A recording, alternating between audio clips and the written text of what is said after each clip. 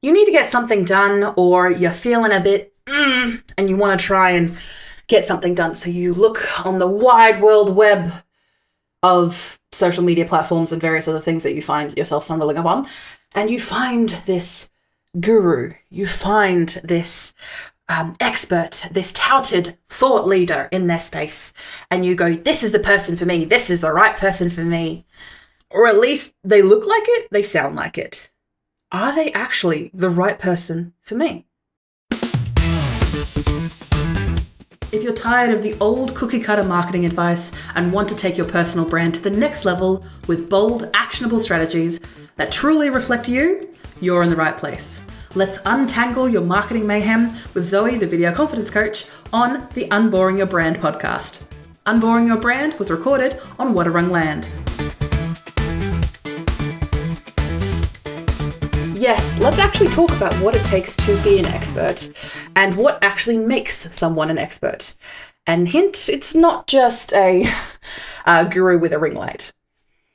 Now, of course, we can all start from somewhere, and gurus are usually, and I like to confirm this with people, gurus are essentially people who have built their platforms of multiple paid, usually, members and also free members by putting out bunches of content, a bunch of content that usually isn't, usually is around a particular niche. So that's usually what a guru is. And it could be argued that, Zoe, you're a guru, not a successful one, but a guru nonetheless, when you're talking about personal branding and video marketing. True. But I also am not classing myself in a guru in this description, mainly because I work with getting people to work with me one-on-one. My time is my resource, as opposed to a lot of these gurus who pump out a lot of content and then try and get people to join a course, join a, ability to access these gurus. But you don't actually access any of their time. You only talk to their team members, and you're trying to usually achieve the success that they've been able to achieve, when the success that they've been able to achieve is either A, was done when the social media platform, the email platform, or whatever they're trying to teach you, what they did 10 years ago. And the platform and the industry has changed since then. Or it's a case where they are trying to teach you something that they themselves did not achieve, because they either came from wealth, so they were able to throw, for example, a lot of money in ads at something that you aren't able to do because you do not have those resources, either the money, the time, the people, the network connections, what be you, or they are just ultimately making false promises or trying to scam you. Now, of course, scammers and gurus, there is a very big Venn diagram. There's a very big chunk in the middle that covers those particular places. And of course, there are people out there who do fit the guru mold, who are genuine people. But, of course, it does not mean that that is everyone. So, with that lengthy explanation in tow, Zoe, let's touch on, with the podcast episode today, and touch on how experts are built, not born. What I mean by that is that being an expert doesn't mean that you know everything, especially about your particular niche, even though it may feel like it. It means that you're always learning. But what makes you an expert is because you are actively teaching others. You are actively encouraging others to do the same. Now, not exactly to follow your footsteps. So say, for example, I mentor a bunch of kids on the regular every year. Hello to the kids, if that's you now. And yes, you are a kid. Despite how you may feel, you are under the age of 18, you are a kid. And I mentor them through entrepreneurship and the trials and tribulations of growing up young in this world, but also taking on the opportunities that maybe life hasn't dealt you a great of a card, and what opportunities like entrepreneurship or starting a small business can give you that leverage.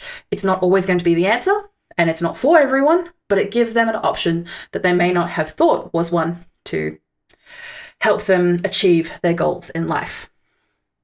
And when it comes to being an expert or an industry leader, of course, those are titles that are usually spun out a lot on LinkedIn, as you can probably imagine. I like to just kind of put them in the same box because it makes it easier to think of this as when you're trying to think of real experts, for example. And real experts are the ones who are always curious and consistent. Someone who is trying to both educate, learn about their specific niche or area of interest, or maybe they have multiple areas of interest, but then they convert that curiosity into consistent, not just content, and I want to stress, not just content, but making sure that they help the people who come to them for help. I do my best to make sure that I answer every email that I get for people asking help, that I provide. If I'm not able to, say, give my time, so say, for example, maybe they can't pay for my time because, of course, I run a business and I need to be able to survive and pay rent. In those moments, I want to be able to give them some free education that they can do it themselves. So in those moments, I want to be able to be curious and provide consistency to those people that need my help. And even if, say, for example, we have not met face to face, I still want to be able to serve you as an expert in the field. I'm not an expert just because I know it all. I'm an expert because I'm aiming to learn more. I'm aiming to take action in the actions that I'm taking, in the work that I'm doing. So in those moments when you come across someone who, say, for example, and this is not a be all and end all, but I've come across a couple of gurus, especially recently, but over my entire time of running a business, where you look at their past and say 3 or 4 years ago, they were in a complete niche industry. And then 3 years previous to that, where they were in another industry. So it's clear that they're hopping between industries. And usually whatever is popular or interesting at the time. So say, for example, right now, AI is the whole new thing, the whole new shiny thing. And to be honest, it's definitely waning on everyone. And when it comes to these experts who not necessarily stay in the same lane the entire time, because of course you're allowed to branch out, you're allowed to get out of the box. But for these experts, these people who are aiming to be industry leaders, people who want to be seen and respected in those fields, are usually going to stick to the same fields because they've been able to find something that they're passionate. Hello, personal branding and video marketing. But for them, evolving is the game. As an expert, if you're not growing, you're going to be stale. Like week-old banana bread. And for those experts that you look up to, do they have a large history, not just of content or videos or essays or articles or podcast collaborations, but are they still in the same industry? Are they trying to be consistent and grow? Yes, they may come across and change their opinions from time to time, because of course we're humans, we're going to change our opinions. But when it comes to a thought leader or someone who is trying to be this expert, now, of course, everyone who is trying to make money or someone who is trying to build a business, there is going to be a lot of being self-built, because there's not a magical god or fairy that bestows that, oh, you are the expert in this. That doesn't exist. And if you want people to respect you, and if you want to become an expert yourself, this takes, as I said, consistency and curiosity on your part. Now, of course, you can burn yourself out, like I did many, many, many, many times. But you are going to learn and do your best to be consistent with giving yourself new processes, new systems. Do your best to avoid the burnout and take on that knowledge of what it looks like and feels like for you to be burnt out, trying to achieve that expert status. And what you can do to take your foot off that accelerator, let yourself calm down, get back into the rhythm, and then push again for either a new project, a new idea, whatever is going to help you achieve those goals. And to be honest, one of my goals is to become an industry expert in my field, because yes, it comes with the accolades of, say, for example, more money, not necessarily, but I've got my names on people's lips. But to be honest, it helps me give that authority so that I can help more people, that I can serve more of the people that I want to serve, that I want to help. And if you are a guru, and again, I'm not talking about the original gurus, because original gurus are very heavily spiritualized people. We are not talking about those. We're talking about the people who have pinched that name. Ditching the whole guru thing in your mentality of what you're trying to become Just because you've seen other people, you see them pop up in your feeds, or they pop up in your email list, or you see their face or their name a lot. Yes, a lot of these people want to be seen as that expert, but to be honest, they mainly just want the title, and it's usually more fluff than facts. And you will definitely come across these people. Now, I want to stress, most of these, guru people aren't necessarily scammers. They do have a lot of work that is scam related though. And for people who are trying to grow genuinely and holistically as an expert, it can feel quite icky trying to collaborate or trying to reach out to these people who have no interest in collaborating with you because you're not bigger than them. And in those events that maybe, for example, you are bigger than them, you are going to get a lot of people who want your audience, who want the work that you've already put in, and especially the work that you've put in over a very long period of time. Real experts don't act like they've reached the mountaintop. They pack snacks and keep climbing. And for these experts, it's not about acting perfect. It's about practically being obsessed with their craft, with their focus, with their niche. And of course, like anyone, they can get tired of it, but they're going to then pivot to another obsession, but is also a practical obsession that helps them help you. And for me, when looking back on my of my consistent building of being an expert in my field, I'm going to be showing my work, but also showing my mistakes.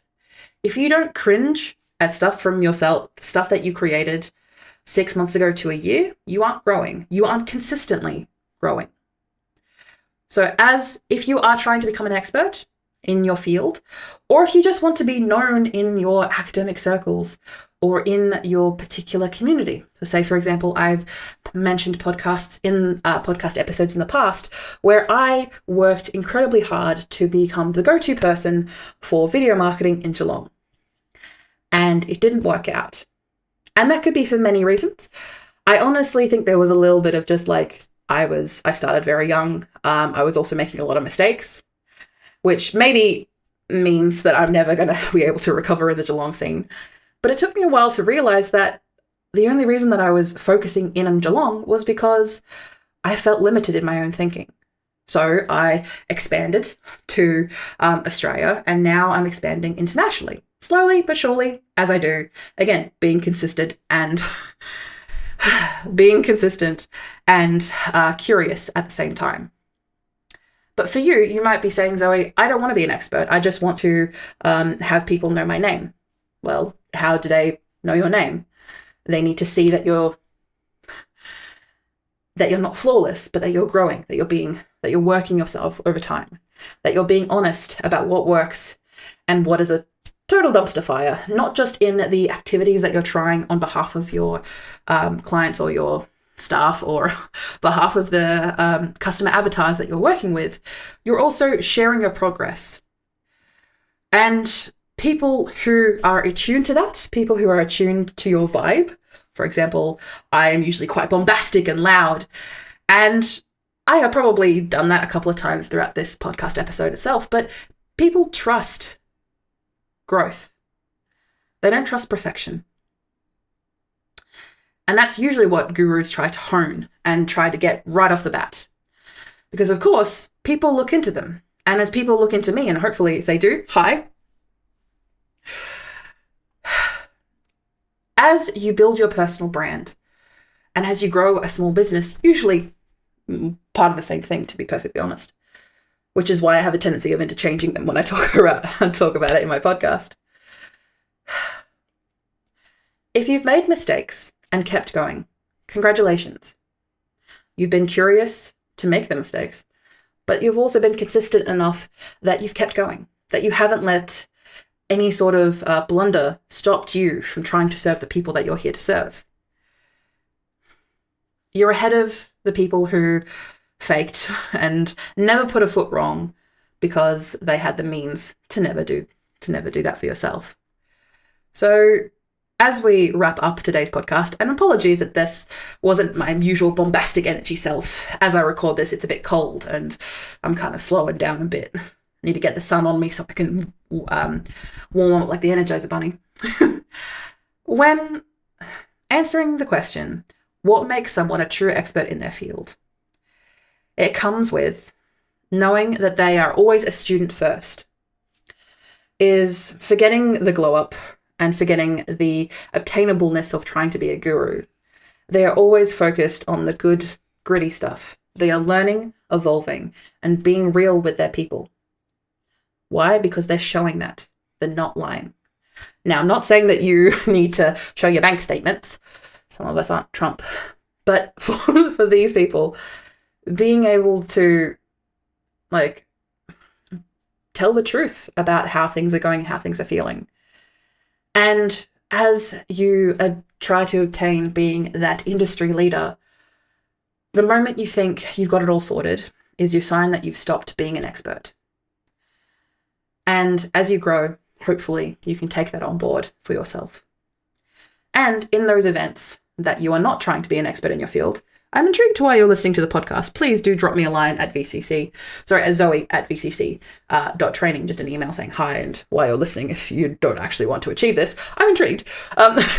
For those who are trying to build that personal brand to that status of being an expert in that particular field or niche, I want you to keep that in mind, that you will always be a student, that you'll always be growing, and keeping that growth mindset kicking on in the back of your mind at all times. And if you make a mistake, then that is fine. Did someone die? Then it's not that bad. We can always rectify mistakes, and you can always show people that you're growing as you continue to build your personal brand. Thank you for enjoying the podcast today. Make sure to give us 5 stars and on Apple Podcasts or Spotify Podcasts if you are so inclined. And yes, hopefully next podcast I will have a lot more energy because it will be less cold. And I look forward to seeing you on the next episode of the Unboring Your Brand podcast. Thank you for listening or watching Unboring Your Brand. You can find detailed show notes with tools, offers, and episode transcriptions. Just click the first link in the description or go to vcc.training/podcast. Get involved and ask me anything about personal branding, video strategy, or just a friendly small business chat via my email, g'day@vcc.training. That is gday@vcc.training. The Video Confidence Coach would like to acknowledge and pay my respects to the Wadawurrung people of the Kulin Nation, the traditional custodians of the land on which I record my podcast. I pay my respects to their elders past and present. I stand with the traditional custodians of these lands in working towards a more equal future.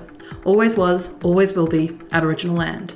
Look forward to me chatting at you next week, superstars.